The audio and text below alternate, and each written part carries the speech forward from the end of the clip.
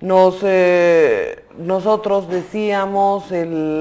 hacíamos referencia a todo lo que representa esta reunión que por supuesto va a tener lugar en Santa Cruz y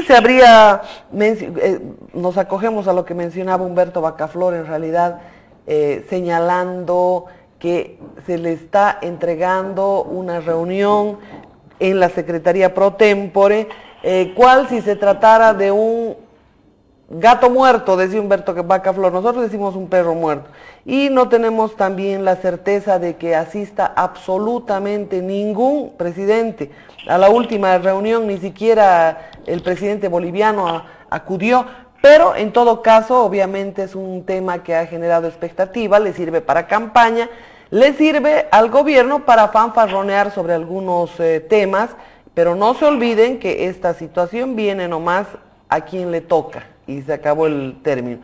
Mucha gente está hablando de situaciones tales como que por el talento de Evo Morales se le hubiera conferido la Secretaría Pro Tempore por su liderazgo, no sé cuánta historia más.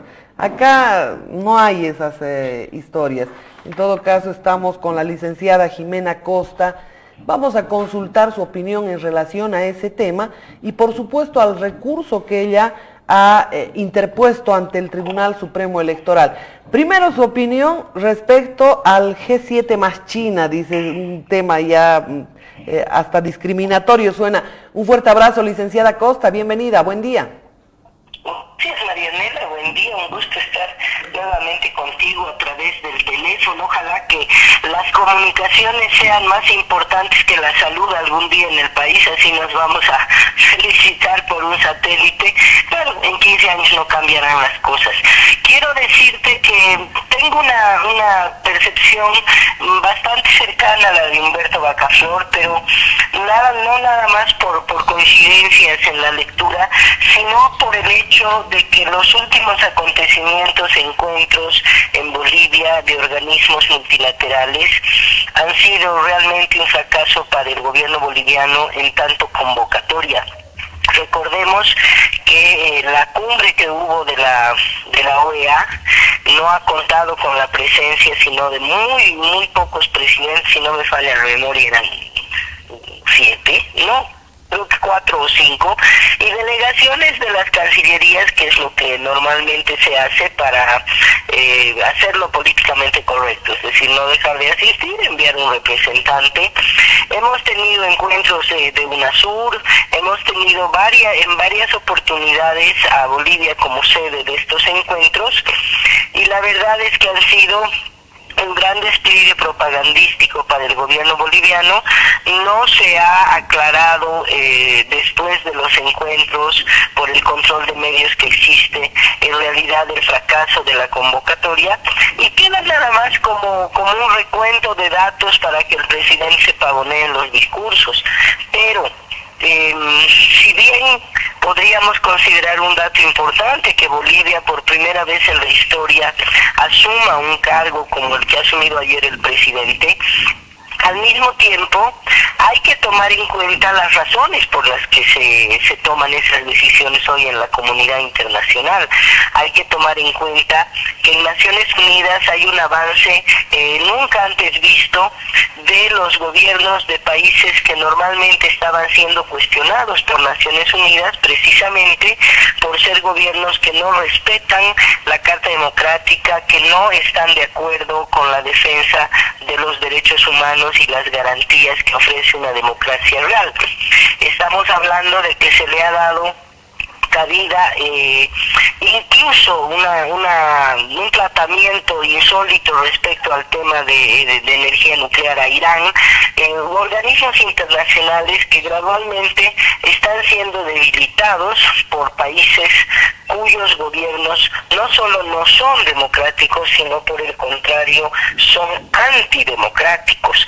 En este caso sabemos que ha habido una acción conjunta muy activa de los gobiernos del ALBA durante la vida de Hugo Chávez para modificar la presencia de América Latina en el contexto internacional, y eso por supuesto que implica utilizar como bandera a quien el presidente venezolano llamaba mi indio, ¿no? Le decía así al presidente Morales. Es decir, lo han puesto como una especie de bandera para mostrar que el proyecto autoritario del ALBA tenía para mostrar a un liderazgo que venía de la base y que en su momento tuvo enorme apoyo de la sociedad boliviana como una posible salida a la crisis política. Entonces, ha sido utilizada la figura de Evo Morales para muchos intereses, ha sido utilizada la figura de Evo Morales por el propio Lula da Silva, que también trae una imagen de venir de la base, del movimiento obrero, y hoy están en alguna medida cosechando aquello, es decir, la imagen que tenía el Evo Morales del primer mandato. A nivel internacional no están conscientes de lo que está pasando al interior de nuestras fronteras o de la cantidad de bolivianos que han tenido que escapar fuera de nuestras fronteras por la persecución política, por ejemplo. Entonces esa imagen hace que lo políticamente correcto sea poner a un Evo Morales, pero en realidad los gobiernos tienen una lectura más cercana a la que tienen los pueblos. Es probable, como dice Humberto, que sean muy pocos y sobre todo los aliados ideológicos los que asistan al encuentro, y seguramente delegaciones de segundo y tercer nivel.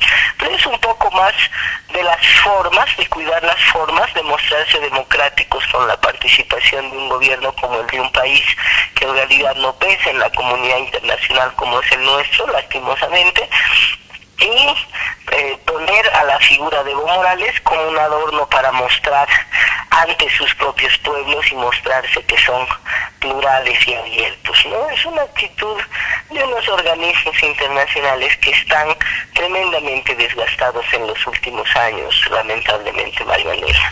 Bueno, y esta organización que se creó en 1964 y aglutinaba solamente 77 países, ahora son más de 130 y estamos hablando de países que, bueno, están en vías de desarrollo, están con muchos problemas en todo caso. Evo Morales en realidad se ofrece para tener esta reunión en Santa Cruz. ¿Usted cree que haya convocatoria? Cristina Fernández de Kirchner no tuvo convocatoria, incluso la representación boliviana no acudió. ¿Cree usted que haya otro cariz en Bolivia? No, precisamente a eso me refería con el ejemplo de los encuentros anteriores, Marianela, que en realidad han sido un fracaso para el gobierno boliviano, ¿no? Que los mismos aliados de UNASUR no hayan asistido en su totalidad a los encuentros convocados en Bolivia. Nos ha pasado ya en al menos 2 oportunidades en los últimos tiempos. Entonces es poco probable que esta reunión pueda considerarse un éxito, pero políticamente sí es un éxito el poder poner en la foto la posesión como secretario pro tempore del grupo 77 más China. Es decir, lo que se ha hecho es encontrar un buen momento para tomar la foto para la campaña. El resultado del encuentro creo que no le es tan trascendente al presidente como la foto y el hecho de haber sido nombrado. El hecho no es, o sea, lo importante para el presidente no es que Bolivia sea sede, sino que Evo Morales salga en la foto. Esa es la gran diferencia, y yo no creo que los países que se consideran más serios y que hoy están cuestionando las tareas bolivianas respecto a la defensa de derechos humanos, caso Rosa, caso Streicher, o que están cuestionando el trato a los indígenas, en el caso Titnis, que está con juicios penales a nivel internacional, o el caso, ¿qué te digo?, del avance de la exportación de la cocaína desde el Estado Plurinacional de Bolivia al mundo, no solo a Europa, sino al norte de África y al Medio Oriente. Son temas que nos ponen en una situación muy particular. Muchos de los mandatarios y sus delegaciones tendrán que pensar mucho antes de venir a darle un espaldarazo a un gobierno que está siendo cuestionado dentro de la propia Unión Europea, por ejemplo, por los gobiernos de Hungría y de Irlanda. Bueno, ¿y usted cree que venga la representación del Brasil? es probable, porque hay que tomar en cuenta un detalle, más allá de de cuánto se ha deteriorado la relación entre Bolivia y Brasil, y creo que tiene que ver con Dilma Rousseff y el hecho de ser mujer, y al presidente no le gustan las mujeres con poder. Son misóginos. Se ha deteriorado, ¿perdón? Son misóginos los miembros del gobierno. Sí, en general lo son, en general, no solamente es el caso del binomio, pero esa relación que se ha deteriorado con el tema Pinto, con tantos ejemplos que podemos poner, de todas maneras no es un obstáculo para los intereses del Brasil. El Brasil es el país más grande de la región que quiere constituirse en la hegemonía regional, y para ello tiene que ser el hermano mayor que se lleve bien con todos. No puede dejar de hacerlo con un vecino con el que tiene una frontera tan extensa como es Bolivia, y por tanto lo que le queda, pensando en el Estado brasilero y no en los intereses de Dilma Rousseff, la presidenta hace los esfuerzos que tiene que hacer para mantener una relación al menos cordial con el presidente Evo Morales. Brasil va a seguir manteniendo esa línea, que es una línea internacional de asentarse en la región como el hermano mayor, y no va a dejar de aprovechar un escenario como el que se presenta en Santa Cruz con la reunión del grupo 77 más China. Bueno, siempre agradecidos con el aporte a la licenciada Jimena Costas, pero es importante mencionarle que tengo serias dudas en que Dilma Rousseff venga por Bolivia, y ha rechazado una cantidad de invitaciones y ha desairado en varias oportunidades a Evo Morales, pero esto tiene larga data. Cuando ella era ministra de Energía de Luis Ignacio Lula da Silva, resulta que Evo Morales la hizo venir hasta Bolivia, no la recibió, la hizo ir a las 5 de la mañana a Palacio, tampoco la recibió. Al día siguiente la volvió a convocar, tampoco la recibió. Se supo que salía de un ágape el presidente, y por supuesto ese detalle, por supuesto, creo que no le perdona la presidenta del Brasil. Además que se nota que hay diferencias en torno al tema incluso de la droga, ¿verdad? Así que pongo mis dudas. Mira, Marianela, yo comparto plenamente tu visión. Es más, los chismes dicen que cuando la dejó esperando la primera vez, llegó al palacio y le anunciaron que lo esperaba la ministra de Energía del Brasil. Y él hizo el comentario de: todavía una mujer me habían mandado, ¿no? ¿Cuánto hay de cierto en ese comentario? Habría que preguntarle algún día a la presidenta Rousseff.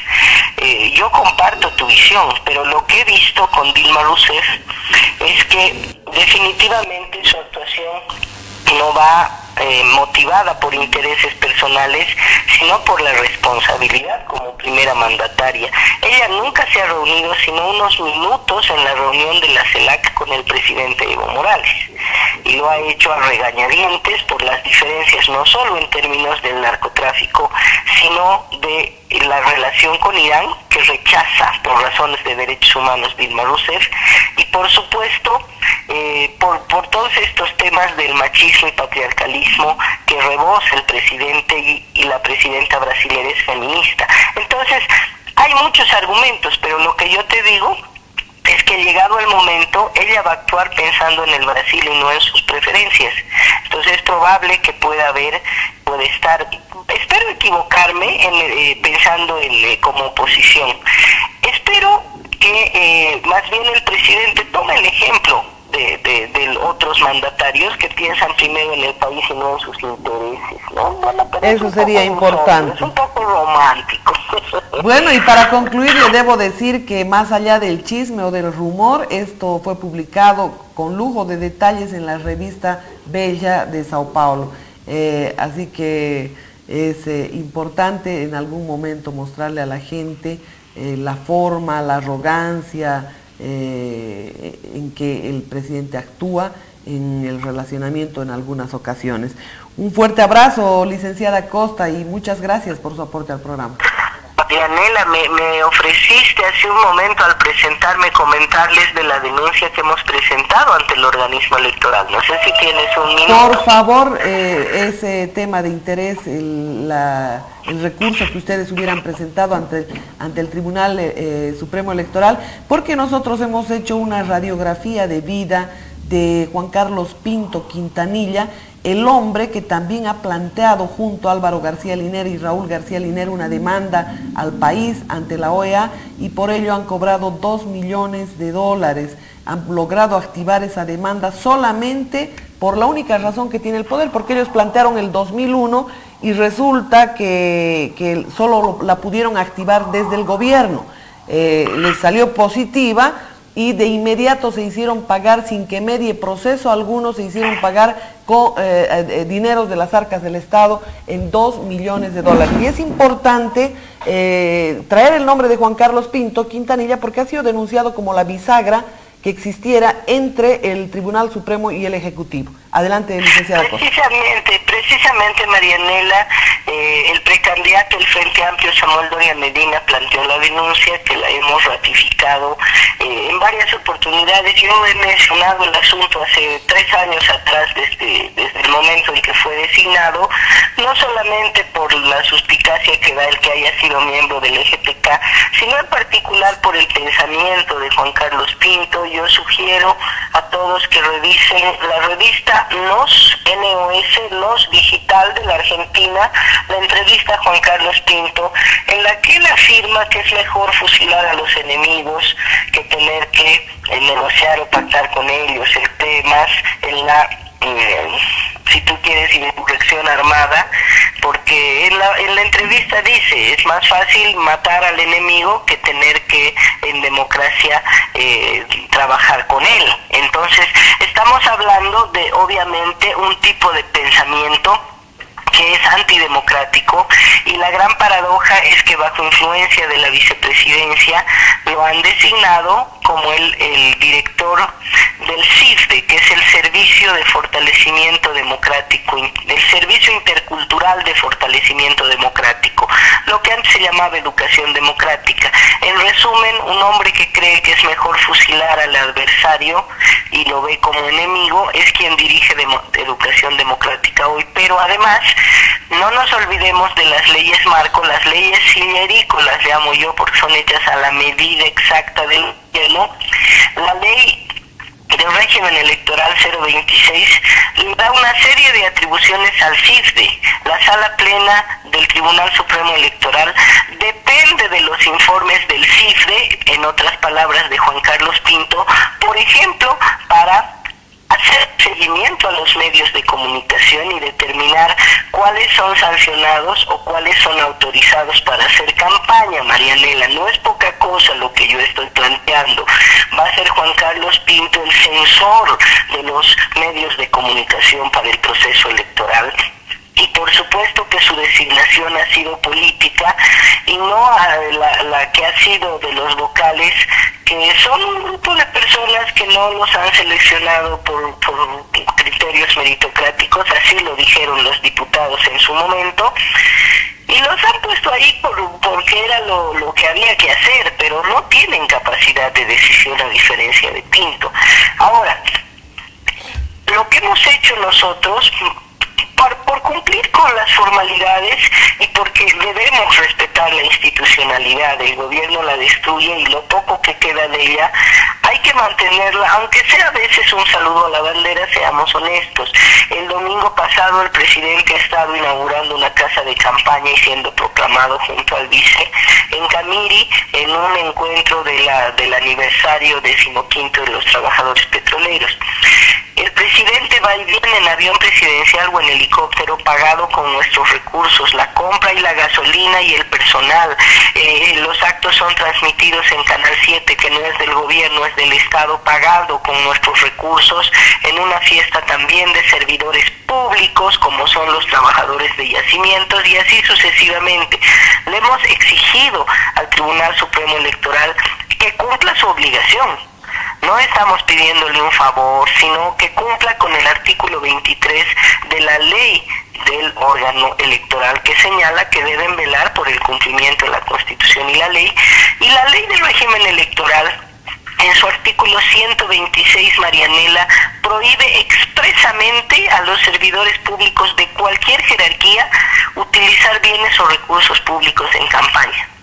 De tal manera que el Tribunal Supremo, si quiere considerarse un tribunal legítimo y legal, que yo no sé si lo es, tengo grandes dudas, no quiero entrar a hacer afirmaciones sin darles la opción a reaccionar, no han estado cumpliendo la ley durante los 3 años y medio previos. Esta ley se aprueba el 30 de junio de 2010 y ahora recién deciden sancionar a quien haga campaña, cuando el gobierno ha hecho campaña durante todo el año 2012 y 2013, ¿no es cierto? Entonces es una cosa absolutamente absurda de decir, ahora sí vamos a hacer cumplir la ley, antes no, porque estaban ocupados mirando el satélite, ¿no es cierto? Entonces, esa situación nos ha puesto en la obligación de exigirles que cumplan su obligación. Probablemente no lo hagan, pero por lo menos lo que queda para el Frente Amplio es la responsabilidad de seguir los mecanismos institucionales exigiendo que se cumpla la ley. Si dentro de un plazo que será de alrededor de 2 semanas no hay una respuesta, habrá que empezar a acudir a alguna otra instancia. No hay una instancia de apelación superior al Tribunal Supremo Electoral en materia electoral, y habrá que recurrir a algunos organismos internacionales específicamente dedicados al tema electoral. Pero hay que seguir las vías, hay que dar los pasos, y lo que se está exigiendo en este caso no tiene que ver con la resolución que han emitido recientemente, sino con la ley. La ley está por encima de cualquier resolución, y la ley señala, la ley 026 del régimen electoral, en su artículo 126, que ningún servidor público puede hacer uso de bienes y recursos públicos en campaña. Eso está específicamente prohibido. Debería el Tribunal Supremo Electoral tomar el caso, determinar responsabilidades, si serán de los petroleros del Canal 7 o de los binomios, y pasar a Contraloría. ¿Otro saludo a la bandera? Sí, Marianela. Pero lo menos... bueno, habría que saludar a la bandera también con la ilegalidad que representa y la inconstitucionalidad que representa el tema de la reelección, la repostulación. La repostulación. Exactamente. Claro. Bueno, pero sí... Y eso lo podríamos hacer con iniciativa ciudadana, en realidad, ¿verdad? Sí, ahora no podemos hacer lo que ellos hacen, meterle nomás y pisotear instituciones. Si estamos a favor de la democracia, hay que seguir actuando por la vía institucional. No, Jimena, la iniciativa ciudadana está en la Constitución. Sí, ¿no? por eso te digo, hay que usar las vías institucionales. Correcto. A diferencia de Juan Carlos Pinto, nosotros creemos en las instituciones y no en los fusiles. Bueno, y no mejor fusilarlos a los enemigos, ¿verdad? Democracia ante todo. Mucho agradezco el aporte nuevamente, licenciada Costa, un fuerte abrazo, un bonito día y un mejor año. Muchas gracias, igualmente. Un gusto, Marianela. Lo mismo es la analista Jimena Costa, politóloga ella, una persona muy, pero muy ubicada, que realmente me da mucho gusto contactarme y poder dialogar. Pero les leo a todas las personas, más o menos para ubicarlos, el año 1964 se crea lo que significa el G77. Este G77 busca tener cooperación económica, políticas arancelarias bajas entre los países y toda aquella historia. Este G77 nace en el 64, pero nace con bombos y platillos, pero termina prácticamente diluyéndose. Hoy se han incorporado 130, son 130 los países. Les digo algunos de los que están para que ustedes tengan alguna idea de quiénes están: Zimbabue, Zambia, Ubuntu, Yemen, Vietnam, Venezuela, Vanuatu, Uganda, Turkmenistán, Túnez, Trinidad y Tobago, Togo, algunos de estos países, Tonga, Timor Oriental, Tailandia, Surinam, Sudán, y de ello estamos hablando. Aquí está la nota con el presidente Evo Morales, precisamente hablando sobre este tema.